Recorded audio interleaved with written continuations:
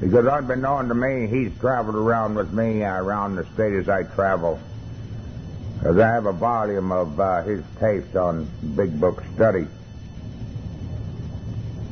And he called me the other night, and he was the type of man that on the telephone that I imagined him to be. And I was very excited at the airport yesterday evening to pick him up if he was going to be that type of a person that I had him in my mind to be, you know. And he was. He was. The only thing that I seen different of him walking into the airport, the only thing I'd seen a little different of him, damn, if he didn't have that, he walked. So he was awful easy to pick out of that crowd, you know, and I said, well, there he goes. And damn, he didn't walk right straight up to me. So I guess there was something about me. I don't know if the curiosity look on my face or whatever the case may be. And we've had a little sharing together. We had dinner last night. And reading it and listening to his tapes, I found out quickly that his way of thinking of this fellowship, the great fellowship of Alcoholics Anonymous, that we pretty much think alike. And that's wonderful, and I'm looking forward to sharing a lot more with Charlie before I have to take him and send him on his way. So if you will, not anymore, I'm going to let him tell his side of it, and without anything more, help me welcome Charlie P. from the great state of Arkansas. Come on up here and give him. Here you go, Charlie. Thank you, my friend.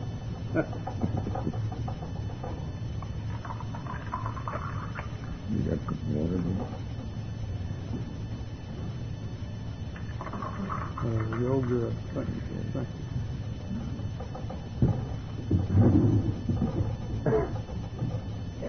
Well, good morning, everybody. My name is Charlie Parman. I'm a very grateful recovering alcoholic. Hi.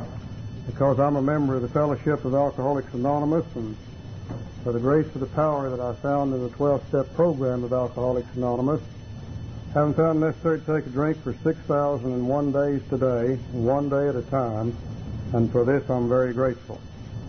And man, it's great to be here. I saw old Maynard when I got off that airplane yesterday and started to walk in that airport terminal building, and I looked through the window and I could see him standing over there, and he looks exactly like what an alcoholic ought to look like. You know, what any problem to spot him, just walk right up to him. I want to thank the committee and whoever was involved with getting me to be here this weekend. I feel real honored to be at the first conference of the Chattahoochie Valley Conference. It's a great pleasure to always go and share with people and share our story and our AA life. And I'm certainly grateful for the opportunity to do it here this weekend. This building is a great building. I fell in love with it when I first drove up here yesterday. I don't see any reason why you can't have an extremely good conference here from now on. Jim isn't here from last night. I'm sorry he isn't. I wanted to thank him for last night. I think he made a great talk. He talked about the big book, Alcoholics Anonymous. Those of you that know me know that that's my first love, and that's what I always like to hear about and talk about. Another reason I think you'll be very successful here at this particular convention is, as long as those doors are open back there, the speaker can stand here and see himself or herself in the mirror across the hall. I hope I don't get so damned involved with watching me.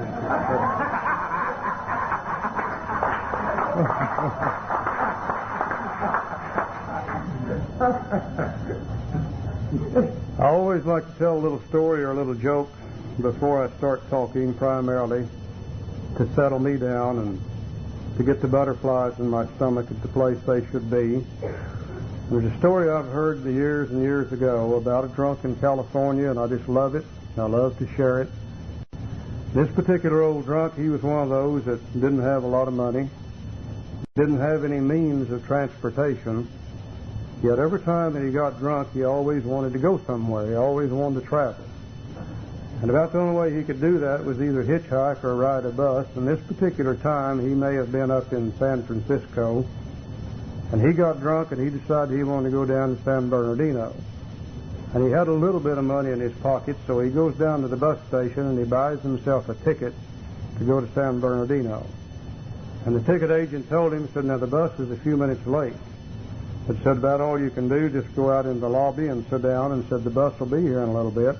He said, okay, and he goes out in the lobby, and being one of we restless alcoholics, he didn't particularly want to sit down, so he got to looking around, and he happened to notice over against the wall one of these weight machines, which also tells your fortune. And he thought, well, I'll get on that weight machine and see how much I weigh and see what my fortune actually is. So he gets up on the weight machine and he puts a penny in it. And a little card comes out, and the card says you weigh 155 pounds. It says you're 5 foot 8.5 inches tall.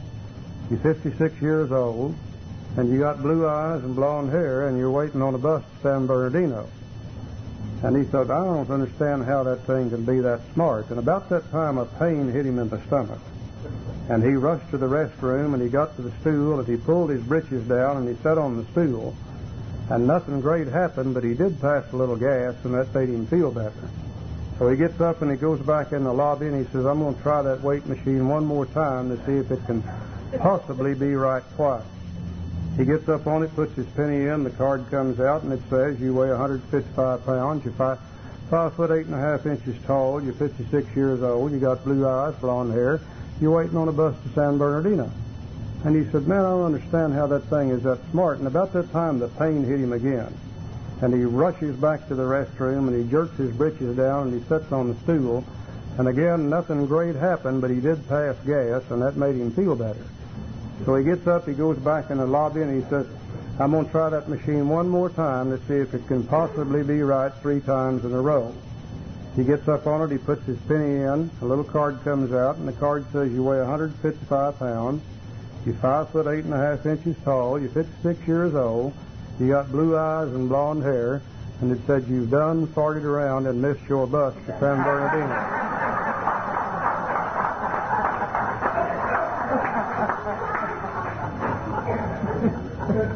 And I think that is so typical of we alcoholics, you know. Many of us farted around and almost missed our bus to sobriety.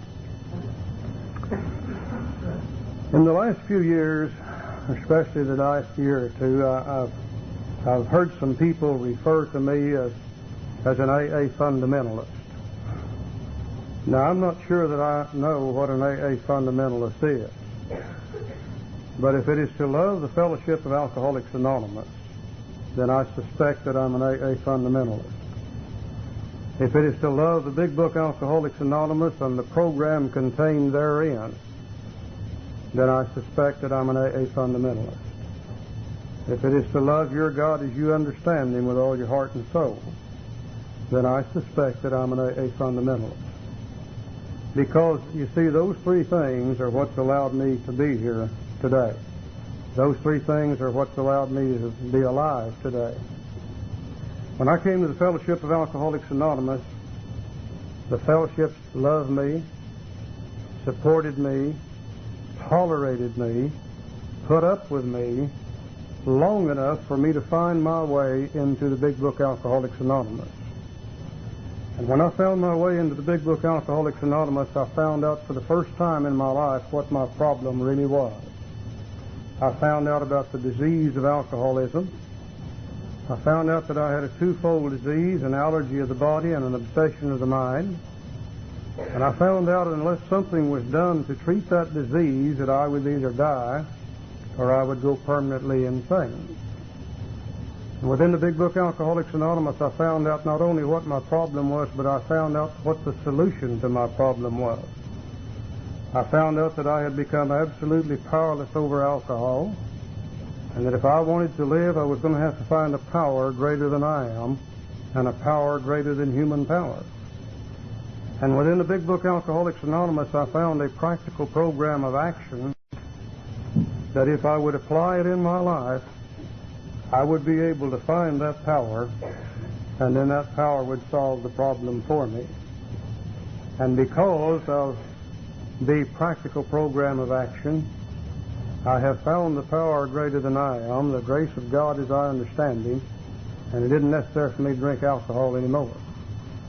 And that primarily is what I'm going to talk about this morning: the Fellowship of Alcoholics Anonymous, the big book Alcoholics Anonymous, and my God is our understanding in my life.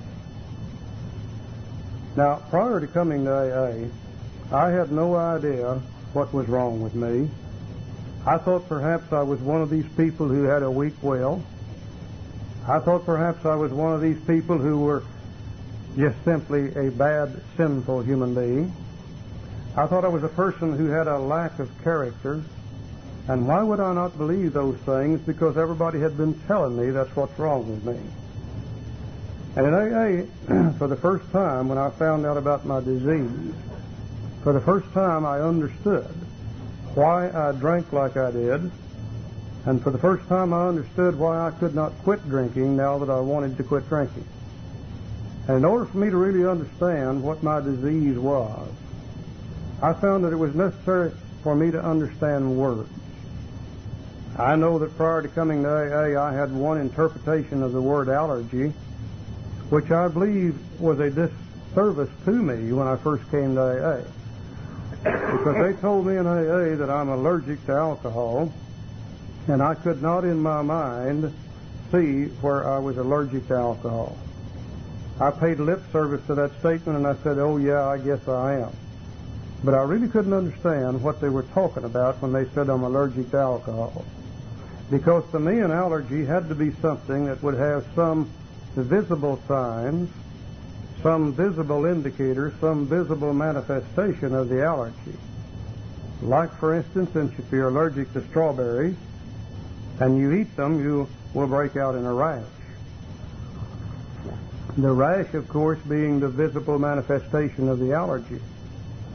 If you're allergic to milk and you drink it, you normally have a bad case of dysentery with it. And the dysentery, of course, being the visible manifestation of the allergy. Or if you're allergic to ragweeds and you get around them and your eyes itch and your nose itches and you begin to sneeze and etc., all visible signs of being allergic to that material, whatever it might be.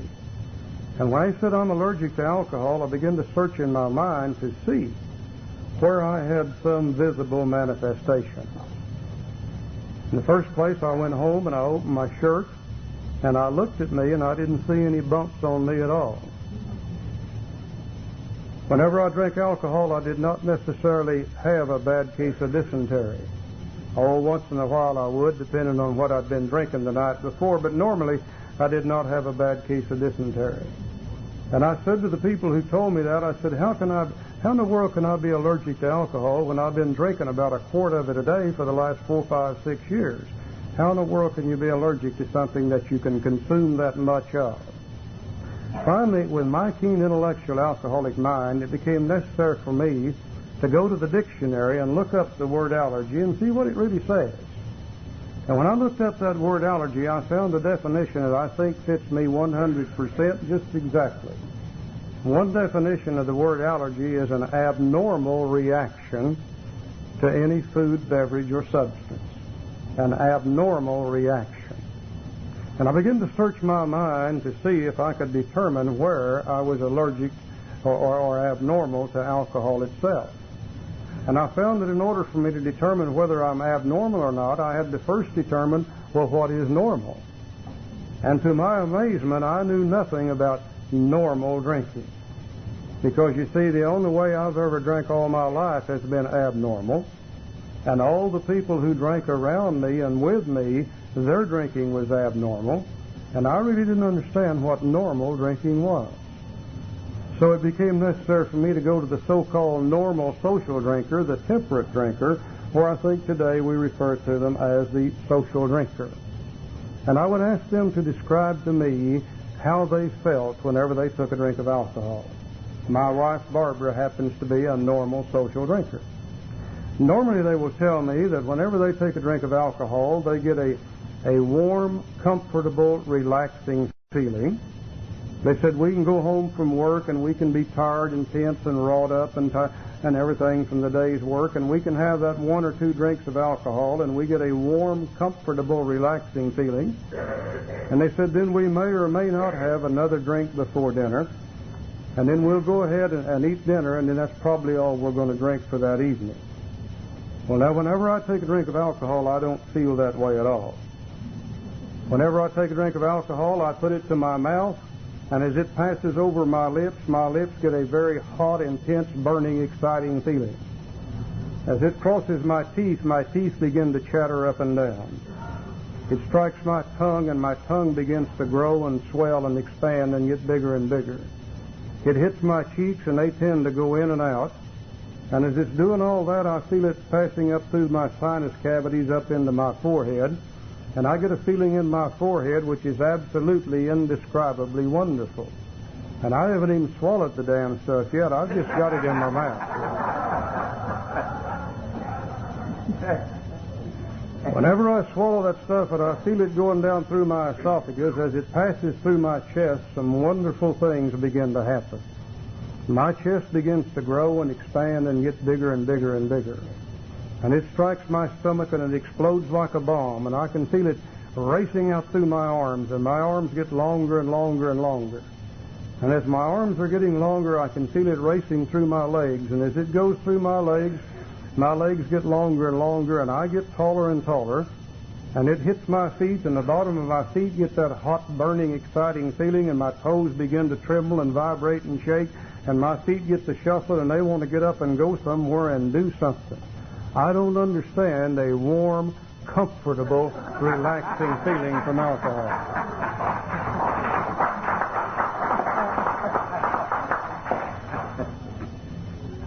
Now, another way that I differ in alcohol is that the normal drinker, whenever they have 2 or 3 drinks of alcohol, the majority of them will get a slightly tipsy, out of control, nauseating feeling.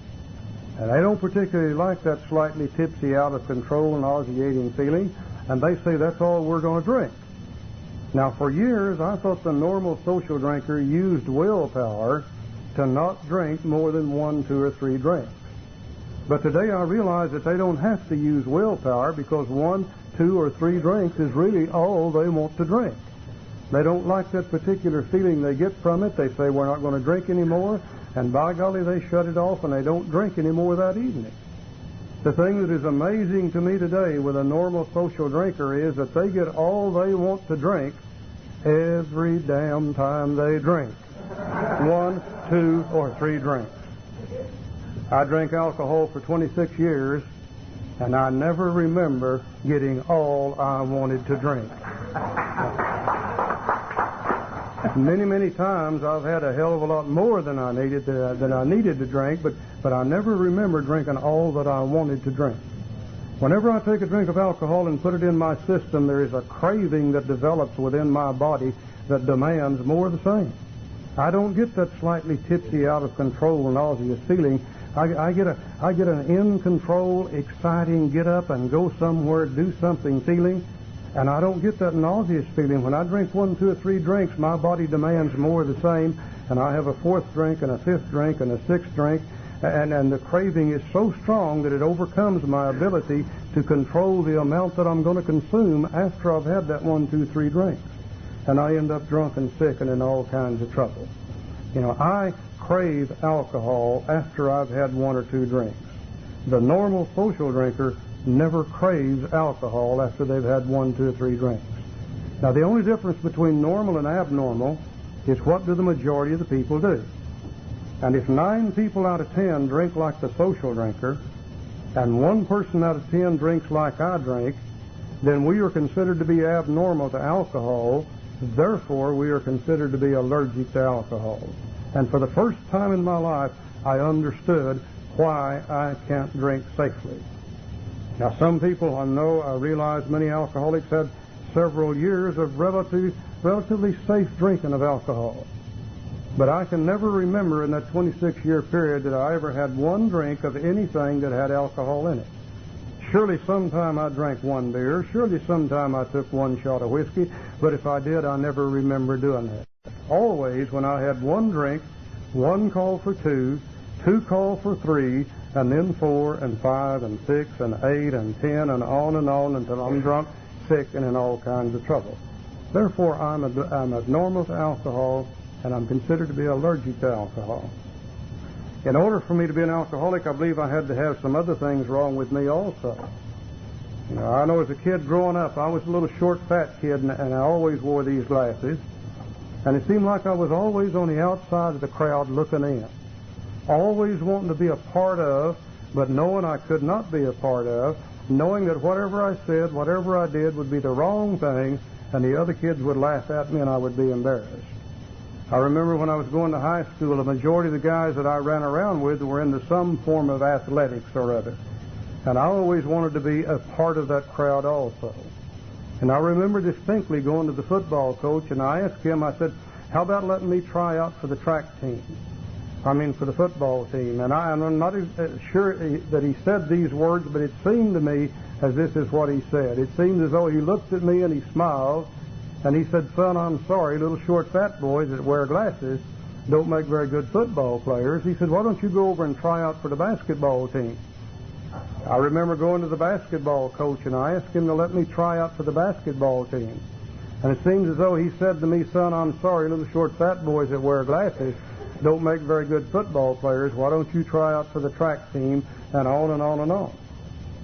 Also, I remember at that stage of my life that these other boys were doing things with girls that I wanted to do too. Sometimes I'd see them in the hallways of the school, and they'd be walking down the hall, and they'd have the girl's head on their shoulder, and she would be looking up at them with those great eyes, and I would be watching them, you know, and I wanted to do some of that too. Once in a great while, I'd see him around under the stairwell, and the boy would have the girl back in the corner, and she would have her arms up around his head, and she would have his head pulled down to hers, and they would be back in the corner, and they'd be kissing back in that corner. And I wanted to do some of that too. But I found out that little short fat boys that wear glasses don't score any better there than they did on the athletic teams I did. And I'll never forget one night when I was about 14 years old. We went to a school dance, and the school dance was in an old barn out in the country, and that old dairy barn had been converted into a dance hall with the upstairs portion where the hay used to be made into the dance floor, and the downstairs portion where the stanchions are, they had tables where you could sit down and have a Coke or whatever you wanted to do. And that night I went upstairs in that old barn where those kids were dancing, and I was standing over against the wall, and the music were playing, and the kids were dancing. And I remember telling myself, looking at a little girl out there named Betty who had always wanted to do something with, I remember telling myself that as soon as this music stops, I'm going to ask Betty to dance with me. Now, I'd never danced with a girl before, but I felt that I would be able to do it that night. And I know the music stopped, and I began to walk toward Betty to ask Betty to dance with me. And as I got closer to Betty, my mind began to say, well, what are you going to do if she says no? And all these other kids are going to hear her, and they're going to laugh, and you're going to be embarrassed. And my footsteps began to slow down. And as I got a little closer to Betty, my mind said, well, what are you going to do if she says yes? And you'll step on her toes, and you'll stumble and fall, and she'll probably scream and slap your face, and then you're sure going to be embarrassed. And my footsteps slowed down more and more, and before I could get to Betty, the music started. Some other guy grabbed her, and they went out and started dancing. And I went back against the wall, and I said, as soon as this music stops, I'm going to ask Betty to dance with me. And the music stopped, and I began to walk toward Betty, and the same thoughts began to occur. What are you going to do if she says no? And what are you going to do if she says yes? And my footsteps got slower and slower, and before I could get to Betty, some other guy grabbed her and started dancing. I go back against the wall, and I'm standing there saying to myself again, as soon as this music stops, I'm going to ask Betty to dance with me. And a big, tall, slender guy that I knew came sidling up to me, and he said, Charlie, he said, how would you like to go outside with me and have a drink of moonshine? Well, now, I didn't know what moonshine was, but I was afraid to tell him no because the other kids would hear and I would be embarrassed, so I said, okay, yeah, I'll do that. And we go downstairs, and he opens up the trunk of his car, and he reaches in, and he gets out a quart jar of moonshine, and he takes a drink, and he hands it to me, and I take a drink of that moonshine. Now, the feeling I described to you a while ago begins to take place immediately. As the moonshine went over my lips, I got that hot, intense, burning feeling in my lips. It hit my teeth, and they began to chatter up and down. It struck my tongue. My tongue began to grow and swell. My cheeks went in and out. Up it went through my sinus cavities. I got this indescribably wonderful feeling in my forehead, and about that time I swallowed that damn stuff. And now, if you've never had a drink of moonshine, especially for the first drink, you wouldn't understand what I'm saying. But when that moonshine went down through my chest, it felt like liquid fire. And I began to gag, and I couldn't catch my breath, and I almost puked right there, and I got to coughing, and tears came to my eyes. But as it did, I felt my chest begin to grow and expand and get bigger and bigger. And it hit my stomach and it exploded like a bomb, and out through my arms it went, and they got longer and longer, and down through my legs it went, and they got longer and longer, and I got taller and taller, and my feet began to shuffle and want to move. And this guy standing there said, "Would you like to have another drink?" And from the tremendous height that I'd already grown to, I looked down on his head and I said, "Yeah, I believe I want one more then."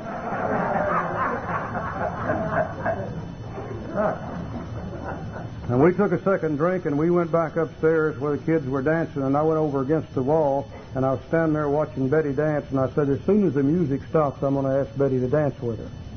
And the music stopped, and I began to walk toward Betty, and to my amazement, this time my mind did not say, "What are you going to do if she says no?" Because I knew for sure that Betty was going to say yes. This time my mind did not say, "What are you going to do if she says yes," and you step on her toes, stumble, and fall, and she screams, because I knew that I'd be able to dance with Betty and everything would be all right. And I walked right up to Betty and I said, "Betty, how would you like to dance with me?" And she said, "Well, yeah, fine, great." And the music started, and Betty and I began to dance, and sure enough, I didn't stumble and fall. Sure enough, I didn't step on her toes, and we got through the dance just great. And as the music began to come to an end for that particular tune, I found myself doing something again I'd never been able to do before. I turned to Betty and I said, "Betty, how would you like to dance with me again?" And she looked at me and she said, "Well, yeah, fine, Charlie, that's all right." She said, "You're a pretty good dancer." She said, "I didn't know you could dance." I said, "Hell, I didn't either, but let's try one more time." Now, to the best of my recollection, Betty didn't dance with anybody else that night. I really believe tonight, as I look back on that Betty and I danced every tune for the rest of the evening together. And as the dance began to draw to a close, I found myself again doing something I'd never been able to do before. I said, "Betty, how about letting me take you home from the dance?" And she said, "Well, sure, Charlie, that'd be okay. That'd be fine." Now, I didn't have an automobile to take her home in, but I knew a fellow that had one, and he was a tall, slender guy that had a quart of moonshine in the trunk of his car. And I went over and I asked him if Betty and I could ride home with he and his girlfriend, and he said, "Well, yeah, come on," said, "Let's go." So we go downstairs, and we get the moonshine out of the trunk of the car and put it up in the front. He and his girlfriend get in the front seat. Betty and I get in the back seat. We have another drink, and we go tooling it down the road. And as we're tooling it down the road, my mind begins to work and think, and it said, "You know, you've asked this girl to dance with her, and she didn't say no. And you've danced with her, and you didn't step on her toes or stumble and fall. And you've asked her to take her home." And my mind said, "I wonder what she'd do if I would reach over and put my arm around her and pull her over here against my shoulder." And we rode along a little ways, and I thought about that some more, and after a while I put my arm around Betty and I pulled her over against my shoulder, and sure enough, she did the same thing those girls was doing in school. She laid her head on my shoulder, and she looked up at me with those big eyes, you know. You guys know how they look when they do that, you know. And I thought, now, man, this is really living. I really enjoy this. And as we rode down the road a little further, my mind began to think again. It said, "You've asked this girl to dance with her, and everything was okay, and you're taking her home. You got her in the back seat of this car. You got her head on your shoulder." So my mind said, "I wonder what she'd do if I would kiss her." And as I rode along a little further and thought about that some more, I decided to do that. Now, I'd never kissed a girl before, and I really didn't know how to do it. But I had seen them do it in the movies, so I knew that if I followed what they practiced in the movies, everything would be okay. So I reach over and I get Betty by the chin with my right hand, and I get her face situated just exactly right, and I begin to reach down to lay my lips on hers. Now, I wasn't sure what would happen. I thought maybe she would really slap me this time, but as I laid my lips on hers, I closed my eyes just before I did, because that's what I'd been seeing them do in the movies, and I figured your eyes ought to be closed, and I put my lips on Betty's. And I really didn't know what to expect. But you know, she didn't slap my face. In fact, in a little bit, her little lips began to move and kind of tingle, and then my little lips began to move and kind of tingle. You know, and I thought, Jesus Christ, so this is what it's all about.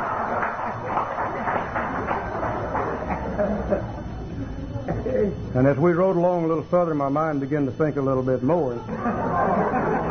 And it said, here I've asked this girl to dance with me, and everything worked out, and I'm taking her home, and I got her in the back seat of the car, and I got her head on my shoulder, and I've kissed her, and she didn't slap my face.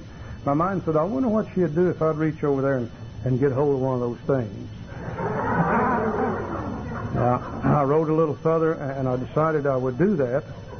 And again, it's something that I'd never done before, but I figured that if you're going to do that, you need to be kissing them at the same time.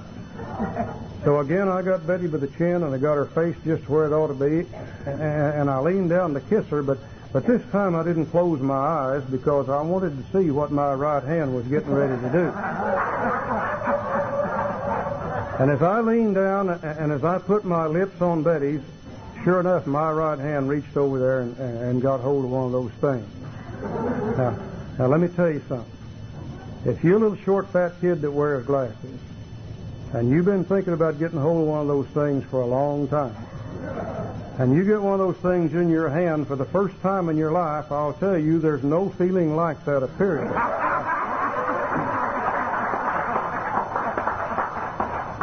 I know that I had never felt anything like that before, and I'm not so damn sure I've ever felt anything like that since. Looking back on that today, I realized that that was probably my first spiritual experience, right there in the back seat of that car. I get to thinking about it today, and my old right hand just gets to shaking and trembling and just burning. Now, the only reason that's enough about Betty. The only reason I tell the story about Betty is to make a point. And the point is that here was a little short, fat kid that wore glasses, that never did seem to fit in anywhere he went. Always afraid of what he would say and what he would do would be the wrong thing, and the kids would laugh at him and he would be embarrassed. Unable to function in what to him was normal society, which is the rest of the kids that he runs around with. And that night he took a drink of alcohol, and alcohol did something for him that he had never been able to do for himself. Alcohol gave him the courage and the strength and everything that he had to have in order to function in what to him was normal society. Alcohol that night became the answer to all of his problems. Alcohol that night did for him what he could not do for himself. Alcohol that night became a power greater than he was. I loved the feeling that I got from it so well that I couldn't hardly wait to do it again. And the next time I got a chance to drink, I tried it, and sure enough, it worked, and it did the same thing again. And the third time I tried it, sure enough, it worked, and it did the same thing again. And my mind immediately became obsessed with the idea of drinking alcohol. Now, an obsession of the mind is really not too difficult to understand. An obsession of the mind is an idea that overcomes all other ideas. Almost immediately with my drinking, I began to get into trouble. And my mother told me in the very beginning, she said, son, you oughtn't to drink that stuff. She said, don't you know that you have an uncle that's in the state insane asylum in California, and he's become a wet brain from drinking alcohol. And she said, if you continue to drink, you're going to be just like him, and you're going to end up right where he is. And my mind said, no, Mother, I'll never be like him. Because if I get to drinking like he drinks, then I will simply quit drinking. Her idea for me was to stop. My idea was to continue to drink. My dad told me, he said, son, he said, every family that's ever tried to drink alcohol has got in trouble with it. He said, I don't know why it is, but there's something wrong in our family that we can't drink booze. And he said, if you continue to drink it, you're going to destroy yourself, your life, and everything that you hold near and dear to you. But my mind says, no, Dad, I'll be different. If I ever get to drinking like the rest of you Parmleys, then I'll quit drinking. You can bet on that. My first wife said, Charlie, I love you dearly. She said, you're a good man. And she said, I don't want anything to happen to our marriage. But she said, you don't drink alcohol like other people drink it. And she said, if you don't stop drinking, sooner or later I'm going to have to leave you. And my mind said, honey, you don't understand. You know, if it ever gets to the point where it really gives us a problem, then I'm going to stop drinking. My boss said to me, he said, Charlie, you're one of the finest employees we got. And he said, you're slated for great things with our company. And he said, in a few years I'm going to retire, and you're going to be able to get my job, providing one thing. He said, you're going to have to quit drinking that booze. He said, you're drinking it and you're laying out at night, and I don't know what you're doing, and I don't care, but it's beginning to interfere with your job. And he said, if you don't stop drinking, you're going to lose this job sooner or later. And my mind said, boss, you don't understand that if I ever get to that point, then I will stop drinking. Everybody's idea was for Charlie to stop drinking. Charlie's idea was that if it ever gives him a problem, he will stop drinking when that day comes. An obsession of the mind is an idea that overcomes all ideas. You know, all people are obsessed with certain things. We have some people that are obsessed with the idea of gambling. We have some people that are obsessed with the idea of overeating. We have some people obsessed with the idea of working. We have some people obsessed with the idea of sex. And we even have people obsessed with the idea of stopping other people from drinking, you know. And it's obvious to everybody around the gambler, the overeater, the one trying to stop people from drinking, that they can't do those things. But it is not obvious to the one who is obsessed with the idea. Their idea is that some way, somehow, I'm going to find a way to do this. And my idea with alcohol was that I'm going to be able to drink it. It's not ever going to give me any problem, and I'm always going to be able to do what I want to with it. And if it does give me a problem, then I'll simply stop drinking. 24 years later, my second wife joined the Fellowship of Al-Anon. And when she went to Al-Anon, she began to bring home some pieces of literature about alcoholism, about AA, and various different things, and lay them around in different positions in my house. Well, I never would read those things while she was there. But after she would leave, once in a while, I would pick one up, and I would begin to read a little bit about alcoholism, a little bit about Alcoholics Anonymous, a little bit about what I may have to do someday in order to recover from this thing that was by that time literally destroying my life, period. My wife had been in Al-Anon probably 4, 5, 6 months, and one day she came home and she said, Charlie, she said, my wife, or my sponsor, Wanda, has a husband named Floyd, and said he's in the Fellowship of Alcoholics Anonymous. She said, would you even consider talking to him about alcoholism? And I said, oh yeah, I guess I would. It'd be okay. I really don't think I need it. But if it would make you feel better, yeah, I'll be willing to talk to Floyd. And I never will forget the day that Floyd and Wanda came to the house. Barbara and Wanda got in the car and left Floyd and I sitting in my kitchen. And Floyd sat down with me, and he began to do for me that night or that day what nobody else had ever been able to do before. Floyd sat down and he began to talk to me about his disease of alcoholism. And nobody else had ever done this before. Everybody else that had talked to me about alcoholism had talked to me about my disease of alcoholism and what I was going to have to do about it. And Floyd didn't seem to really give a damn about my disease. He talked to me about his. And he began to explain to me his disease. He began to explain to me the fact that he had to find a power greater than he was. And he began to talk to me about a practical program of action practiced by a bunch of people in a fellowship called Alcoholics Anonymous. And he did it in such a manner that he got my interest and intrigued me. And nobody had ever been able to do that before. Now, God works in very mysterious ways. That has been now about 18 years ago. And my friend Floyd has never been able to get any long-term lasting sobriety. Floyd gets sober, he stays sober for 90 days or 6 months, and he ends up getting drunk all over again.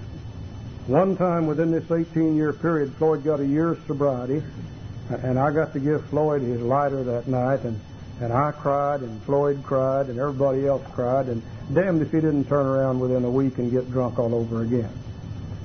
My friend Floyd today is in a mental institution at the VA hospital in North Little Rock, Arkansas. Floyd is in there because about 6 months ago he got drunk one night, run out of gas. Walking down the highway, a car ran over him, broke his left leg in 3 places with compound fractures. They went in, operated on it, put it in pins and put it in a cast, and they put Floyd in a nursing home to keep him off of his foot. And he said, now don't get on that foot. If you do, you're going to tear all that stuff loose. And Floyd managed to lay in that bed about 3 weeks in that nursing home, and damned if he didn't get up and try to walk, and tore it loose.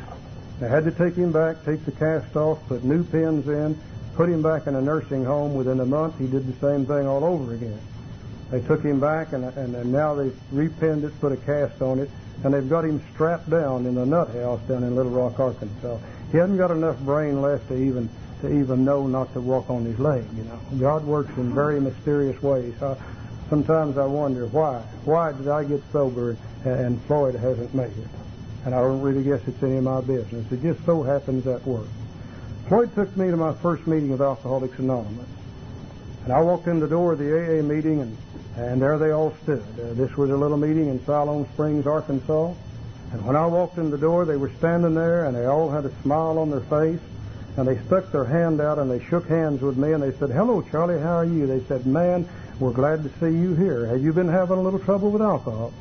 And I said, "Well, yeah, I guess I have, and the reason I'm here is to try to find out what to do about it." And they began to tell me what I needed to do about my disease. One fellow said, "You need to go to 4, 5, 6 AA meetings a week if you want to stay sober." He said, "We find that the more meetings you can go to, the more support you get from the group, the more fellowship you have, the better your chance in the beginning." And he said, "If you'll go to 4, 5, 6 meetings a week, you'll probably stay sober for a while at least." Another fellow picked up this book, and he said, "Charlie, this is the big book, Alcoholics Anonymous." He said, "If you'll read it and study it and do what it says, you'll be able to live without drinking if you really want to stop." And another old fellow sitting back over at the side of the room, and you see him at every AA meeting. I see 1 or 2 here today, you know, bald-headed old poot. He looked at me and he grinned, and he smiled a little funny smile, and he said, "Son," now in those days I was much younger, he said, "Son," he said, "if you really want to stay sober, someday you will have to turn your will and your life over to the care of God as you understand it, if you want to stay sober." Now I thought about the 3 things that these people had said, and the first thing I realized was that they didn't understand me at all. You know, this guy talking about going to 4, 5, 6 AA meetings a week. I said, "You don't understand. You don't realize that I've got a farm out here in the country, and I raise 45,000 chickens, and I got 100 head of cattle, and I got 30 sows, and I got a red-headed wife and 4 kids and 2 bird dogs, and by God, you got to work hard to keep up with those things." And I said, "I've got to stay home at night and get my rest. But I said, I will come to 1 AA meeting a week. I can't go to any more than 1 meeting a week." I picked up the big book, Alcoholics Anonymous, and I opened it to where they told me to go, to chapter 5. And I read how it works and read the steps, and I just almost puked right there. Because it said we admitted we were powerless. And I'd never admitted in my life I was powerless over anything. Step 2 said, came to believe that a power greater than ourselves can restore us to sanity. Well, I wasn't crazy. I said, "Man, don't tell me I'm crazy." I said, "Yeah, I do stupid things when I drink, but I'm not crazy. And if you're not powerless and you're not nuts, then you don't need step 3. You don't need to turn your will over to God." And I just closed the book and laid it on the shelf. I thought about what that fellow had said about turning my will and my life over to the care of God as I understood Him. And what they didn't understand was that I understood God. But you see, I was born and raised in a good old Southern Baptist church. And I'm not going to knock the Southern Baptist church. I loved it then, I love it today. But it seems to me as though in my Southern Baptist church as a kid growing up, the only thing I'd ever heard was hellfire and brimstone. You go to hell for lying, cheating, stealing, drinking whiskey, and committing adultery. And I'd been doing that for over 20 years. And I knew that God wasn't going to have anything to do with me. I knew He'd already told St. Peter, when that little 4-eyed sucker gets up here, just send him on downstairs. We got no room for his kind up here at all. But I said, "I'll tell you what I'll do." I said, "I'll go to your meeting down here in Siloam Springs, Arkansas, every Friday night, and I won't miss a meeting. and I'll work this thing the way I want to, and I'm going to stay sober. And I said, if you don't believe me, you watch me. I'm getting ready to do exactly that. Thank God for the fellowship of Alcoholics Anonymous. You know, any other fellowship in the world would have taken an arrogant, overbearing SOB like me and thrown me out the door. All they did was just rear back and smile and said, well, keep coming back. Kept coming back, and I went to their meetings every Friday night, didn't miss a meeting period, and 90 days later, I was sicker than I'd ever been in my life. You know, I was mad at me. I was mad at my wife. I was mad at my kids. I was mad at my bird dogs. I was mad at AA. Nothing was working right, and I wanted to feel better, and I didn't know how to feel better. And I'd been hearing them people talking about slips, and I decided, by golly, it's time for me to have one of them. So I took a drink of alcohol in order to feel better, and I triggered the allergy, and I couldn't stop drinking. And some 3, 4, 5, 6 weeks later, I ended up drunk, sick, and in all kinds of trouble. Now, in those days when I drank, the only way I could stop drinking was to taper off. And the only way I could taper off was go to the liquor store and get a couple of cases of beer to go along with my daily ration of vodka. And gradually, I could get off the vodka on the beer, and then I could taper off the beer, and then I'd be okay. Now, that would take me anywhere from 1 to 3 weeks to taper off. But I finally tapered off, and I went right back to Siloam Springs at that meeting, and there they all stood when I walked in the door, and they said, hello, Charlie, how are you? They said, man, we're glad to see you back. Said, you been having a little trouble with alcohol? And I said, yes, I have. And I guess the reason I'm here is to find out what to do about it, and they proceeded to tell me. One guy said you need to go to 4, 5, 6 AA meetings a week. And one says you need to read and study the big book Alcoholics Anonymous. And the old poot in the room, he said, yeah. Said, someday you'll have to turn your will and your life over to the care of God as you understand Him if you want to stay sober. And again, I said, I can't do these things. And looking back on my life at that particular time, I realized today that I could not do those things because I had not been defeated. But I said, I tell you what I'll do. I'll come to your AA meeting every Friday night, and I'll work this sucker the way I want to, and I'm going to stay sober. And if you don't believe me, you watch me. I'm getting ready to do it. And they said, keep coming back. And I kept coming back. And 6 months later, I was sicker than I'd ever been before in my life. I was going to an AA meeting every Friday night.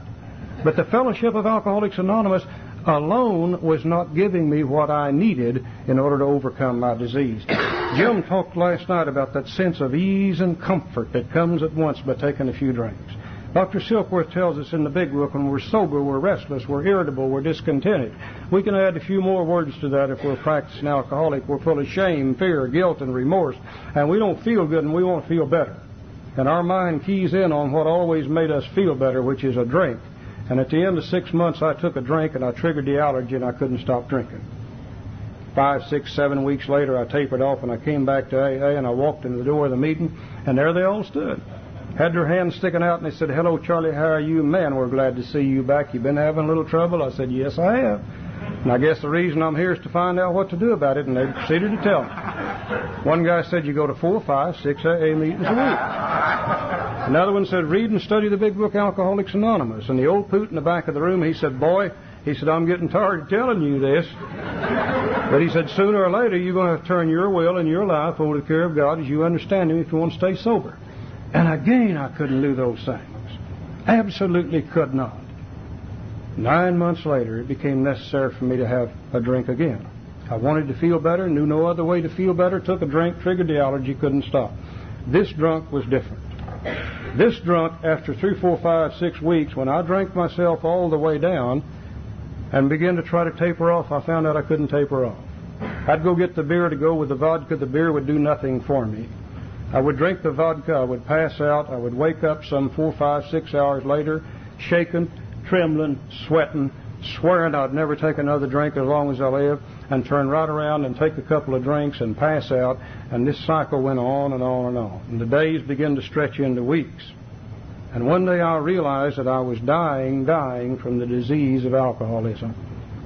Thank God for my wife, Barbara. Thank God for the Fellowship of Al-Anon. She left me to lay in the utility room until I reached my bottom. In fact, she helped me reach my bottom. I'll never forget one day she looked in there and she said, honey, you sick, aren't you? And I said, yes, I am. She said, you got anything left to drink? And I said, no, I don't. And she said, I'll be right back.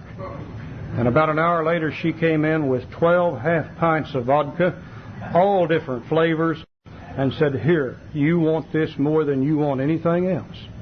And I always thought she did that out of the goodness of her heart. Today I realize that she had learned the sooner I get there, the better, and she helped me get there, and she left me alone to do it.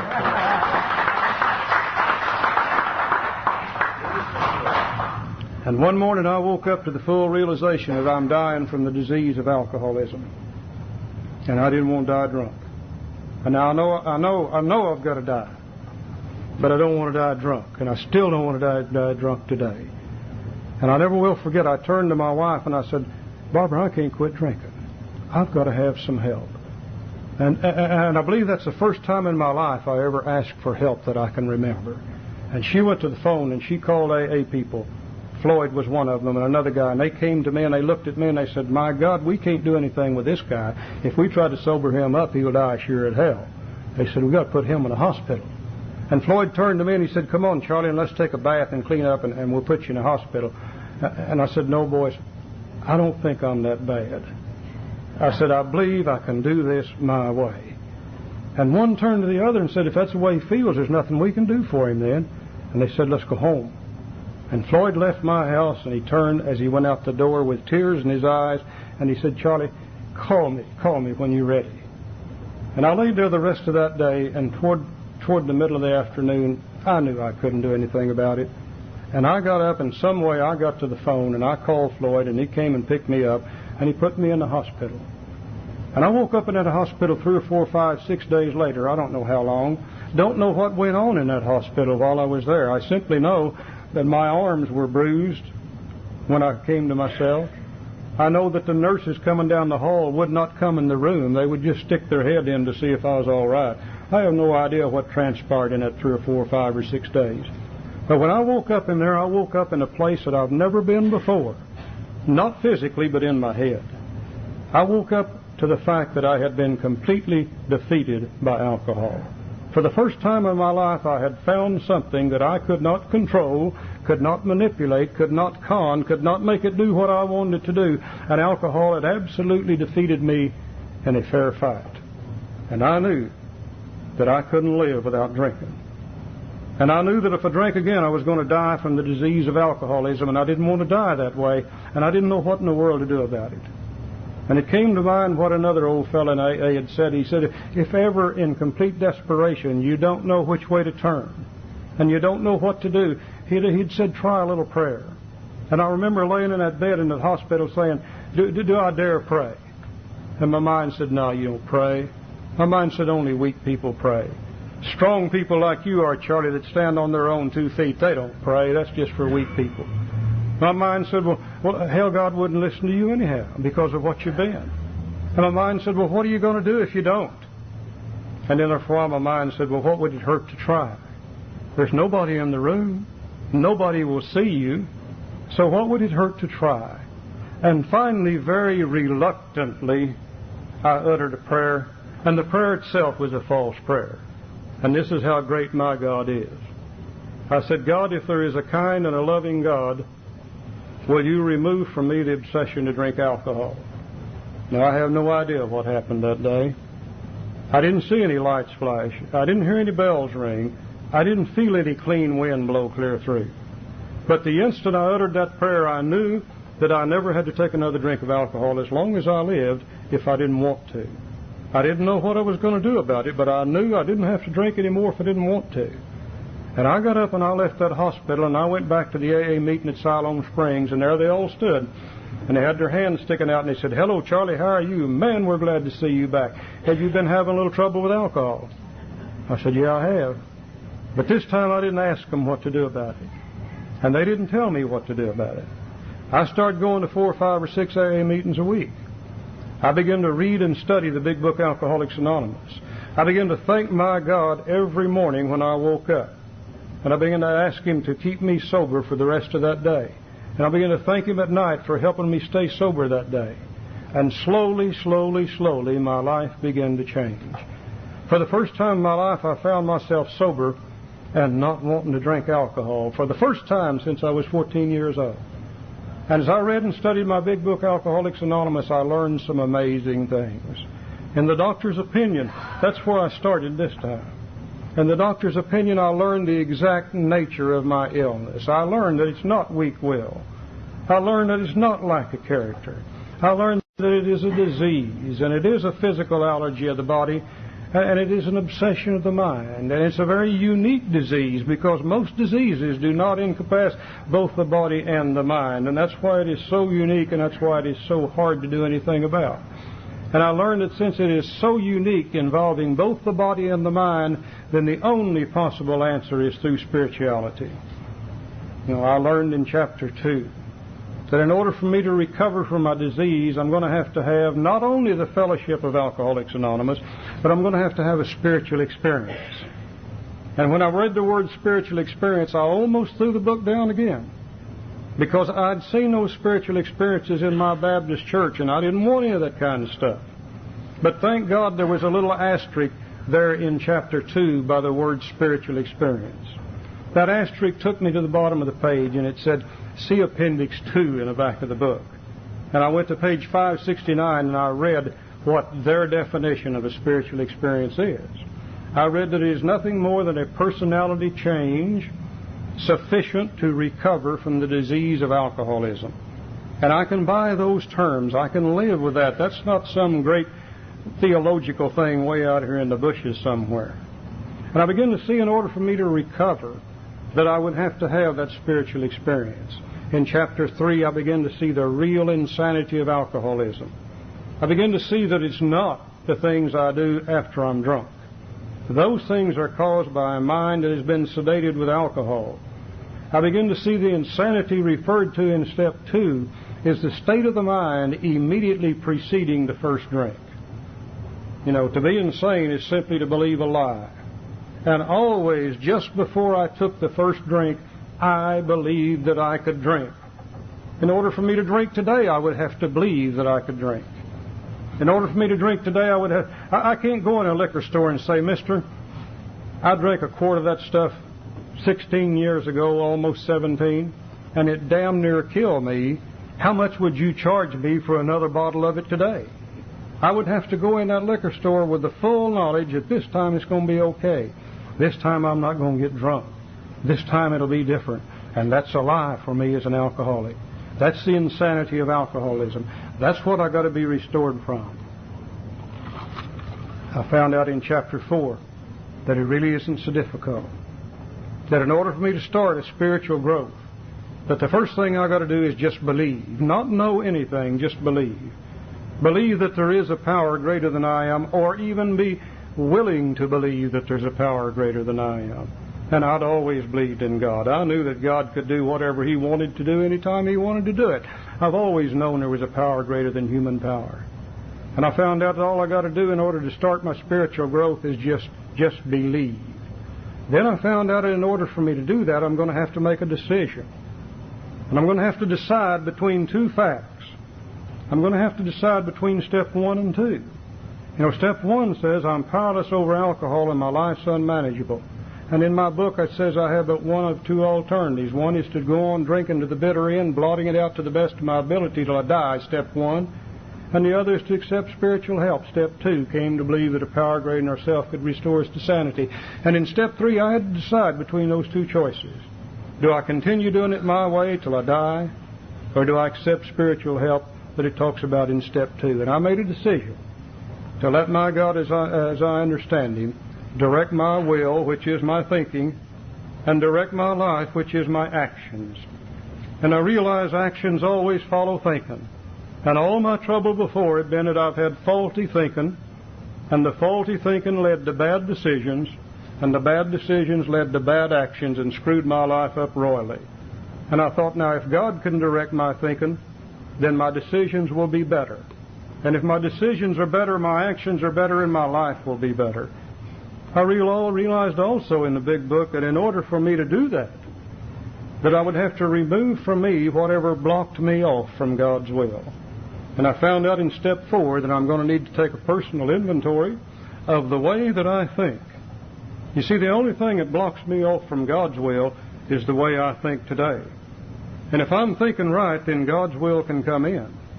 But if my thinking is screwed up and faulty today, then I have effectively blocked God out and God can't come in. And it said I need to look at these things in the way I think. And it said I need to look at the common manifestations of self. And it said that there's 3 common manifestations of self. One is anger, resentments. One is fear. And one is harms that I do to other people. And today I realize that's absolutely true. You know, and you can show me a selfish, self-centered person, but I'll show you one that's madder than hell all the time.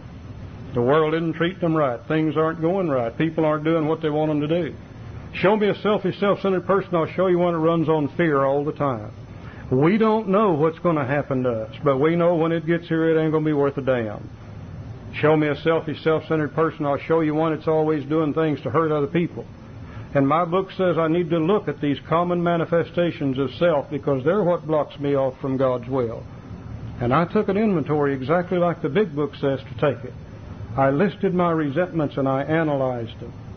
I listed my fears and I analyzed them. I listed the harms I had done to other people and I analyzed them. And for the first time in my life I realized how anger and fear and the harms I'd done to other people dominated my thinking. And I realized if those aren't out of my life, there's no way God can enter my mind. Thank God for the big book, Alcoholics Anonymous. It never leaves you hanging by yourself. It told me how to get rid of resentments. It told me how to get rid of fears. And it tells me how to get rid of the harms that I do to other people, so that I can get them out of my head and God can enter. I found the character defects and I asked God to take them away in steps 6 and 7. I used steps 8 and 9 to remove the fear and the guilt and the remorse that I felt in my relationship with other people because of the things I'd done in the past. Now, I just followed a simple procedure. In step 2, I believed. In step 3, I decided. In steps 4 through 9, I acted. And as the results of the action, then I got results.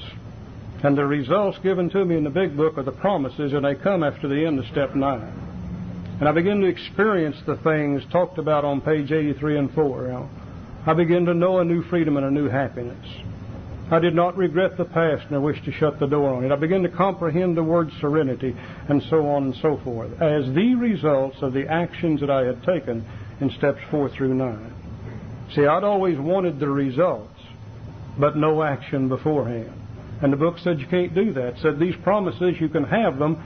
They will always materialize if you work for them. And I did the work and I got the promises. And then I began to use 10, 11, and 12 as the book says to do it. And if you use 10, 11, and 12 as the big book says to do it, they're not maintenance steps. They are growth steps. Step 10 says our next function is to grow in understanding and effectiveness. And it said continue to watch for selfishness, dishonesty, resentment, and fear. And said when these crop up, we ask God at once to remove them. Then we discuss them with someone immediately, and then we make amends quickly if we've harmed anyone. And I would defy anybody in the room to do that on a daily basis and stay the way you are. You can't. You know, as you do that, you're practicing steps 4, 5, 6, 7, 8, and 9 in your life every day on a daily basis, and you learn more about yourself. Your relationship with God becomes better and better. Your relationship with other people become better and better. And you grow and you grow. Nothing can stay the same. You can't maintain. You know, we use the term, but it's a word that's false. Everything in this universe is either growing or it's dying. It's progressing or regressing, going forward or back. The human personality is the same way. I can't stay the way I am at step 9. I can't maintain that. I'm going to grow further or I'm going to begin to slide back. Step 11 says we sought through prayer and meditation to improve, not maintain, to improve our conscious contact with God as our understanding. And it blows my mind today to think about this. You know, there's books in this world that are literally thousands of pages to teach you how to develop a spiritual life. Bill Wilson had the ability in 2.5 pages, through some simple suggestions, to lay out a spiritual life for you and I. And I find that if I practice these suggestions in my big book in step 11, that I begin to develop a spiritual life and I come closer and closer and closer to God as I understand Him. Bill referred twice in the big book, once in his story and once in chapter 2, about a 4th dimension of existence. I really believe in the first 9 steps We get right in the three dimensions that are common to mankind: the spirit, the mind, and our relationship with other people. But in 10, 11, and 12, we are rocketed into a fourth dimension of existence that we never dreamed was there. You know, my relationship with God today, as I understand Him, is something that I never thought any human being could have. In step 12, I had the final promise in the big book, you know, the greatest promise of all. Having had a spiritual awakening as the result of these steps. That's a promise. Having had a spiritual awakening as the result of these steps. Spiritual awakening is a personality change sufficient to recover from the disease of alcoholism. That's all it is. And I believe today that my personality has changed. I'm no longer a selfish individual. I'm no longer a self-seeking, dishonest human being. I'm no longer an inconsiderate human being. I'm an entirely different person than I was 15 or 16 years ago. If I wasn't, I would keep on doing those things I used to do. I don't do those things anymore. I very seldom lie anymore. Hell, I haven't been in a divorce court in 16, 17 years. You know, I don't steal very much anymore. I'm an entirely different human being than I used to be. Therefore, since I don't do those things, then I'm no longer restless, irritable, and discontent. My mind is no longer filled with shame, fear, guilt, and remorse because I'm not doing the things that I used to do.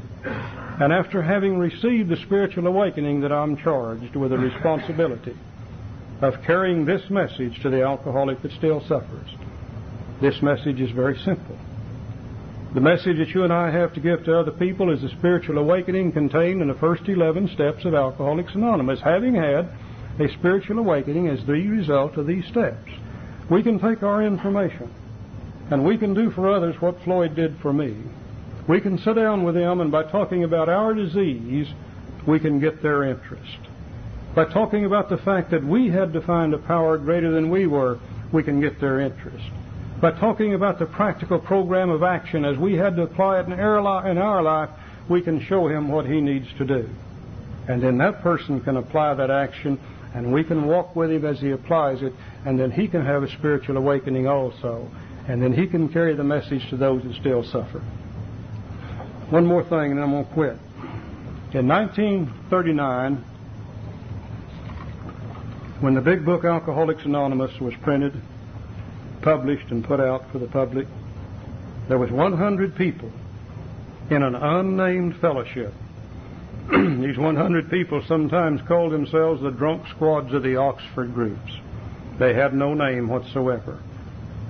These 100 people decided to name this book Alcoholics Anonymous. Now, the first Alcoholics Anonymous was the big book Alcoholics Anonymous. These 100 people who had been unnamed up until that time then began to call themselves Alcoholics Anonymous from the title of their book, Alcoholics Anonymous. So we can see in 1939 there was two Alcoholics Anonymouses. One was a book that contained a program of recovery. The other was a fellowship that had used that program of recovery. And the program in the book and the program in the fellowship were exactly the same. Now, in those days, my book tells me that 50% of the people that came to the fellowship and used that program recovered immediately. And it said of those that did not recover and went back to drinking, shortly thereafter 25% came back in and recovered. So it was evident when the program and the book and the fellowship were the same, the recovery rate was 75%. Now, as time went by and the fellowship began to grow and get bigger and bigger, and people began to stay sober more and more on fellowship, the fellowship did to our program what people always do. They began to change it. And the program in the fellowship of Alcoholics Anonymous is no longer the same as it is in the book. The program has changed in the fellowship. You know, we hear such statements as, all you got to do is just come and keep coming to meetings and everything will be all right. We hear statements that say, if you come long enough, you'll soak it up by osmosis and you'll be okay. I damn near died from the disease trying to soak it up by osmosis. In the fellowship, we've developed programs such as birthdays. In the fellowship, we've developed programs such as 90 meetings in 90 days. Now, I don't see anything wrong with 90 meetings in 90 days. But that does not make you a recovered alcoholic. You know, you can go to the Parent Teachers Association, you can go to 90 meetings in 90 days, and that ain't going to make you a parent. You have to go through a process. You've got to change in order to become a parent. In order to recover from the disease of alcoholism, you've got to change your personality sufficient to recover. Now today, sometimes I go to AA meetings and I wonder where I am, because they're not talking about the program in the book. They're talking about a fellowship program. Today I wonder what the percentage of recovery is. Is it 50% anymore? Is it 25%? Is it 20%? No. As far as we can determine today, it's less than 20%. I just wonder if our fellowship would get the same program that the first 100 used, which is still in our book, by the way. It's never been changed. I just wonder if our fellowship, if we would go back to that program, if we could not expect a better recovery rate than we're experiencing today. No, this is the responsibility of the old-timers in AA. And I think in our zeal to help people, I think we've been playing a numbers game. I think we've been trying to get thousands and thousands and thousands of people into the fellowship of Alcoholics Anonymous. But what are we doing about the recovery program? Are we showing them what they're going to need to do? Are we taking them into the book? Are we helping them understand the steps? I think that's the job of the old-timer, and I think that's the responsibility of the old-timers in AA.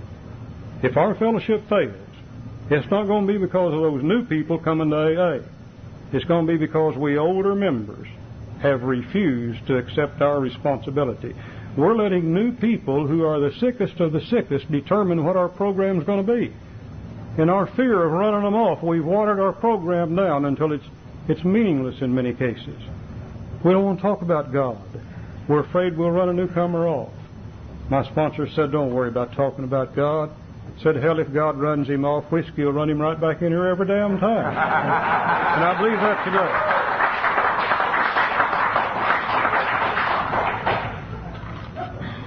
I could go on and on and on and talk about this great fellowship, about this great program. And as I said in the beginning, if to be an AA fundamentalist is to love the fellowship of AA, if it's to love the big book Alcoholics Anonymous and the program contained therein, if it's to love your God as you understand Him, then certainly today I'm an AA fundamentalist, because this is the only thing that saved my life, and it's the only thing that allows me to be where I am today. Thank you all for letting me be here.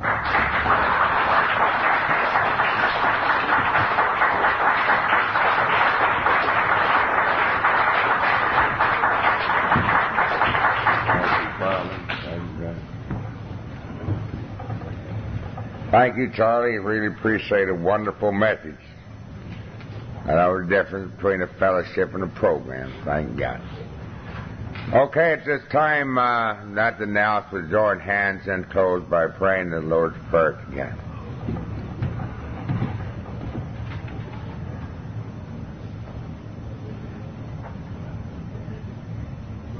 Our Father, who art in heaven, hallowed be thy name. Thy kingdom come, thy will be done, on earth as it is in heaven. Give us this day our daily bread, and forgive us our trespasses, as we forgive those who trespass against us. And lead us not into temptation, but deliver us from evil. For thine is the kingdom, power, and the glory, forever and ever. Amen. Keep coming.